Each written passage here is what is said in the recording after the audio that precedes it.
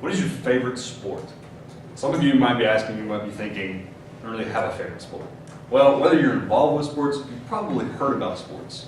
Sports and athletics has become one of the biggest entertainment industries in the country, let alone even in the world. Whether it be soccer, ping pong, tennis, football, basketball, there's so many different athletics and sports out there to entertain us. Now, I won't be touching every sport, but I want to teach you today about how that our sports are evolving, not just because our athletes are getting better, but because of our equipment and how our understanding of the game is improving. So, first we're going to discuss one thing, safer. Personally, I was actually a 4-year player of football during my high school career. I got a lot of injuries, and not the type that I like to recall kind of thing. But actually, even though I had a lot of injuries, the injury record is actually going down every year. This is an easy scale. This one's just 09 to 10, 2009 to 2010, 2010 to 2011, and 2011 to 2012. As you can see, just in this 4-year period, there was a dramatic increase, especially from the 09 to 10. You see, our scientists are even discovering so many different ways to keep our athletes safer and to make it easier. First, we want to look at, personally, I had a lot of injuries, right, in my football career. This guy is not that scary to me. And the reason why is because of pictures like this. These guys are scary to me. It's just a me thing, you know. But the main reason I want to look at is to deal with the helmets. I had 3 concussions that are on record. You see, I have a lot of issues with hitting with my head. Well, I want to point you to one specific thing. This little indentation right here is called a release pad. It was something created about 2 years ago, and it was put into production about a year ago. You see, what it does is allows me, whenever I make contact with the front of my head, it pushes in a little bit. It allows my brain not to take as much of the brunt of the hit kind of thing. There is not enough money in the world to make me go play football in this helmet. And I'm very serious about that. Injuries are a lasting thing. They've been around ever since humans have been on Earth. But it's something that we're slowly decreasing. And who knows, maybe we can even reach a point where they're not even here. This is a cool little gadget here. It may not look like much, but this is actually an experiment going on in Canada. This little thing right here, it's a pressure pad on the neck. What it does is actually condenses the nerves and the arteries around your neck to actually give more support to your brain. When you put a little pressure on there, it pushes blood more into the brain and allows it more cushioning. They're actually trying to push it more into hockey players so they don't get as many concussions. You see, we worry so much about our environment and space and stuff, but scientists are even working on our everyday entertainment industries. Next, we're going to look at a sport that some people don't even think about. I know I did. Bicycles. Bicycle racing is actually a thing that's been around for many, many years.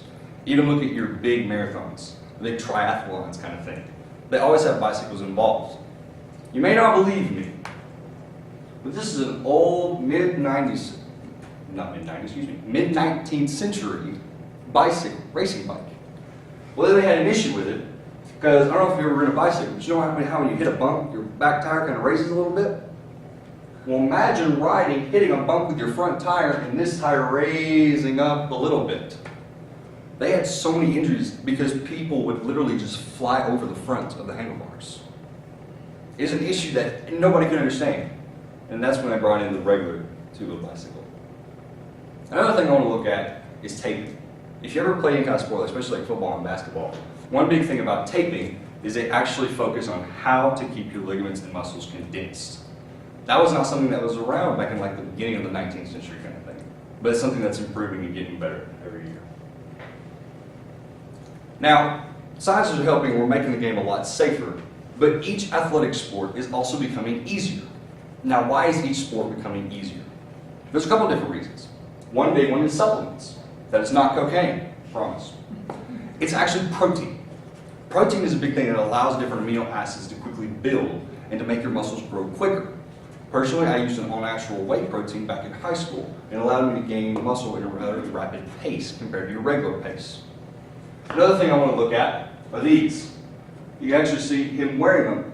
They're actually called speed bands, is what they're called. And all it does is it allows you to have easy access to resistance on your legs or your arms. something that allows your muscles to grow much quicker because you can focus on each muscle and ligament. Now, the thing about every other sport is some sports are hard to just recordly show that it's easier because there's not a lot of stats to just show how the game's easier. That's why we look a lot of times at running. The thing about running is it's just a simple time. You have a start and a finish.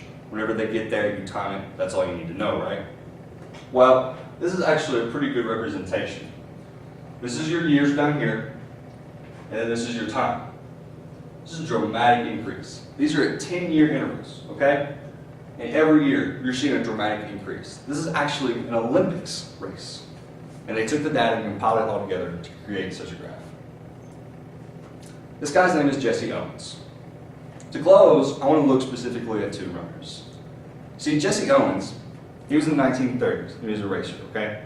He ran in the Olympics. He was actually considered the fastest man alive at that time, which we quickly know is not true at this point. All because of this guy, Usain Bolt, changing the world of racing forever. He quickly took his domain and made the throne of the fastest man alive. Now you may say, it's just because we've gotten better at running, right? There's so much more to it though. One thing people don't realize, Jesse Owens actually had to run on hot cinders. Y'all remember those old playground wood chips that we had to play on? That's what he was running on. Usain Bolt, he's having top-notch synthetic tracks made by some of the top scientists out there. That synthetic track actually allows the runners to have a little bounce to them, just enough to allow them to push off just a little bit more. You even have to go farther. Think about the material of the clothing. Think about the material of the shoes. Everything is just to make it just a couple seconds shorter. A lot of this was given from a guy named David Epstein, who was in a TED Talk. And he said, even when you think about just the simple part of the soles of the shoe can change the difference of a runner's race. I hope today that you've learned about the different aspects of an athletic and sports event. But I want you to think about not our athletes are just getting better every year, but how our equipment and our knowledge of the game is getting better. And that's why we have big names like LeBron James and Usain Bolt. Is there any questions? Yes, Christina's got it. This is very good, very informative. I'm trying to think of a question because I think you covered everything.